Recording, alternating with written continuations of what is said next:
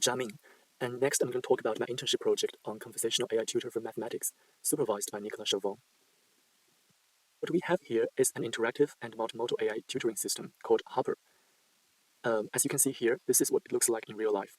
We have the user interface on the laptop with input and output blocks, and it's paired with this webcam to scan the student's workspace, for example, their handwritten math, diagrams, and how the student is laying out their work on paper. Also, there's a microphone that enables natural dialogue, so the student can ask questions out loud, think through a problem verbally, or respond to prompts just like they would with a human tutor.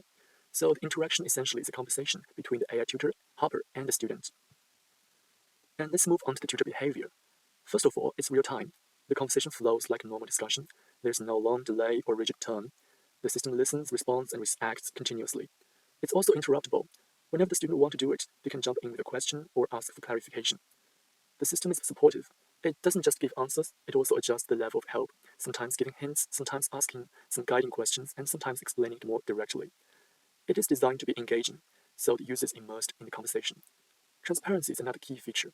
The student can view the real-time status when there's a complex, time-consuming background task running on. And it's adaptable. Over time, the system builds a profile of the student, like their strengths, weakness, pace, and preferences. Finally, it's also personalized. The student can explicitly tell Hopper how they want it to behave, for example, to speak more slowly or use a different language. So overall, the tutor isn't just an answer engine. It behaves like an interactive, responsive learning partner. On top of that, we have different functionalities implemented in Hopper. First, it can generate some educational videos.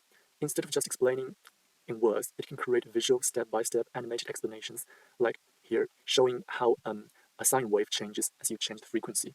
Also, it can annotate images. If a student uploads a diagram, a sketch, or just something they show in the video feed, the Hopper can mark it up, highlight some important parts, or draw some helper lines to better illustrate the problem. And it can also write down some text outputs, especially with equations, so the student can better understand them. And for mathematical accuracy, it's connected to Wolfram Alpha to make sure it's correct.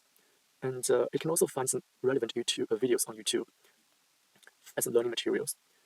On the input side, it can work with some uploaded files. Students can provide their materials like notes, assignments, or data, and the system adapts specifically to that content. It can generate some Microsoft Word document for notes, so it becomes structured study material the user can download and keep later.